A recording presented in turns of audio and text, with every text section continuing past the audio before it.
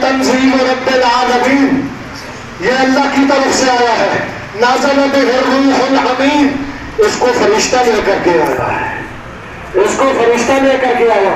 اور پھر یہ جب فرشتہ آ گیا زمین پہ پہنچ گیا، فرشتے نے اس کو پہاڑ پر نہیں نازل کیا، فرشتے نے اس کو آسمان پر نہیں نازل کیا، فرشتے نے اس کو زمین پر نازل نہیں کیا، فرشتے نے اس قرآن کریم کو لا کر کے دریاؤں اور سمندروں کے حوالے نہیں کیا، باد صبا باد سرسر کے حوالے نہیں کیا، اور اس فرشتے نے اس کو جنات کے حوالے نہیں کیا، کسی اور مخلوق کے حوالے نہیں کیا، کسی اور فرد کے حوالے نہیں کیا، فرشتے نے لا کر کے جس کے حوالے کیا ہے اسے آمنہ کا لال کہا جاتا ہے، عبداللہ کا لخت جگر کہا جاتا ہے، شمس الضحیٰ کہا جاتا ہے، بدر الدجا کہا جاتا ہے، مکین گنبد خضرا کہا جاتا ہے، کشف الدجا کہا جاتا ہے، بلغ العلا کہا جاتا ہے۔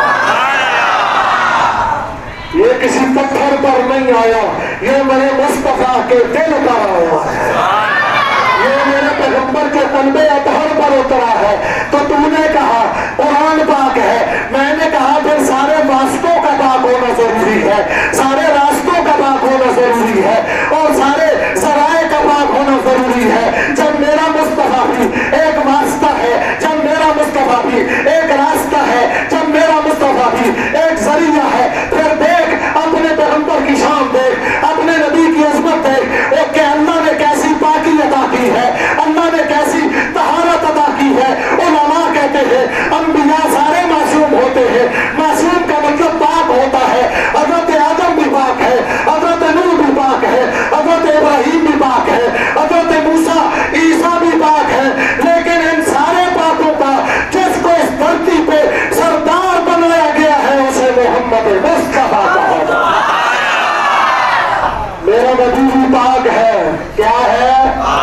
سارے بولے جی، اللہ آپ کی زبانیں پاک کرے، مبارک کرے۔ میرا نبی کیا ہے؟ اور ہم کہتے ہیں کہ نبی پاک نے فرمایا، نبی پاک نے فرمایا۔ میرے نبی کی عظمت کے کیا کہنے، وہ عنوان نہیں ہے، میں اس طرف چلا گیا، بات بڑی دور چلی جائے گی، لمبی ہو جائے گی۔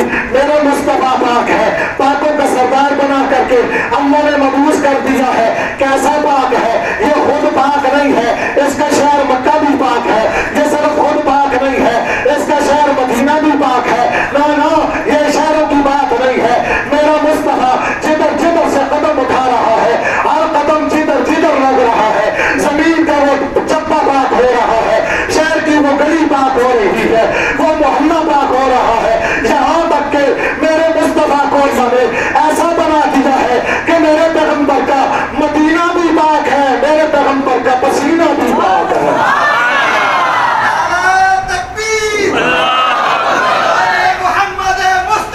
زندہ باد،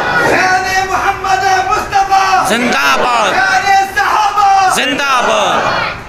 میرے نبی کا پسینہ بھی پاک ہے، کیا پاک ہے؟ پسینہ بھی پاک۔ وہ کسی نے کہا نا زندگی زمین کے سینے میں رہ گئی، جنت کنیز بن کے مدینے میں رہ گئی، پھولوں کا حسن حضرت یوسف کو مل گیا، خوشبو میرے مصطفیٰ کے پسینے میں رہ گئی۔